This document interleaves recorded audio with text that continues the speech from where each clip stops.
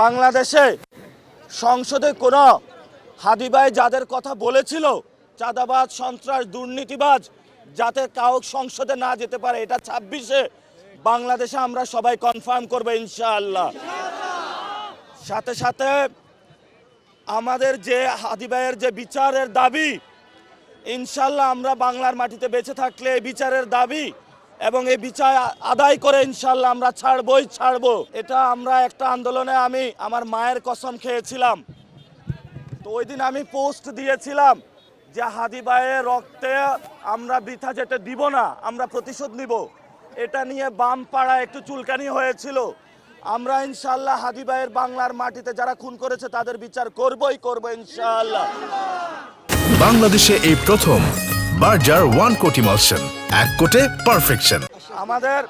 আমাদের ওইখানে যেটা কথা হয়েছে যে সরকার জাতিসংঘের কাছে একটা চিঠি দিবে, যেই চিঠির মাধ্যমে জাতিসংঘ একটি তদন্ত উইন্ডো ওপেন করবে। আইন শৃঙ্খলা বাহিনী যেই তদন্তটা করেছে সে জায়গায় আমরা ফুল ট্রাস্ট রাখতে পারছি না এবং সরকারের উচিত ছিল এতদিনের মধ্যে আমাদের এই বিচারটা বুঝিয়ে দেওয়া। যেহেতু বুঝিয়ে দেয় নাই, রাতের আধারে রাজপথে আমাদের নেমে আসতে আমরা বাধ্য হয়েছি। এই জন্য অনেকে অনেক কথা বলে, মিসগাইড চেষ্টা করবে। আমরা আমাদের বিচার পাওয়া পর্যন্ত লক্ষ্যপানে অবিচল থাকবো এবং আমরা বিচার নিয়ে বাড়ি ফিরবো ইনশাআল্লাহ। সবাই ভালো থাকবেন, আজাদির লড়াই চলবে ইনশাআল্লাহ। আচ্ছা, যেটা হয়েছে ওইখানে ওসমান হাদি ভাইয়ের ওয়াইফ আছেন, জাবের আছেন, জুমা আছেন, অনেকে আছেন। ওইখানে পানির ব্যবস্থা তারা নাই, তারা পানি খাইতে পারতেছে না। আমি 1 বোতল পানি নিয়ে গিয়েছিলাম, ওইটাই তারা খেয়েছে সবাই ভাগ করে। ওইখানে তাদের মশা ঘিরে রেখেছে, প্রচণ্ড মশা।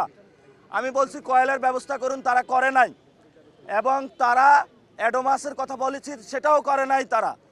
আমরা সরকারকে আহ্বান জানাবো, তাদেরকে আপনারা পানির ব্যবস্থা করে দিন, খাবারের ব্যবস্থা করে দিন। এবং মশা যে কোনো সময় তাদের প্রবলেম ক্রিয়েট করতে পারে, যাতে বাঁচতে পারে, কয়েল বা অন্যান্য ওষুধের তাদেরকে ব্যবস্থা করে দিন। এটা সরকারের কাছে আমাদের কর জোর নিবেদন, আপনাদের কাছে এত কঠোর হবেন না আপনারা। হাদি ভাইয়ের ওয়াইফকে সম্মান করা রাষ্ট্রীয়ভাবে আপনাদের দায়িত্ব এবং কর্তব্যের মধ্যে পড়ে। তো ইনশাল্লাহ আমাদের এই মিছিল চলবে। আশা করি যে যদি আমরা বিচার পাই তবে ইনশাল্লাহ ঘরে ফিরবো, বিচার ছাড়া ইনশাল্লাহ আমরা ঘরে ফিরবো না ইনশাআল্লাহ।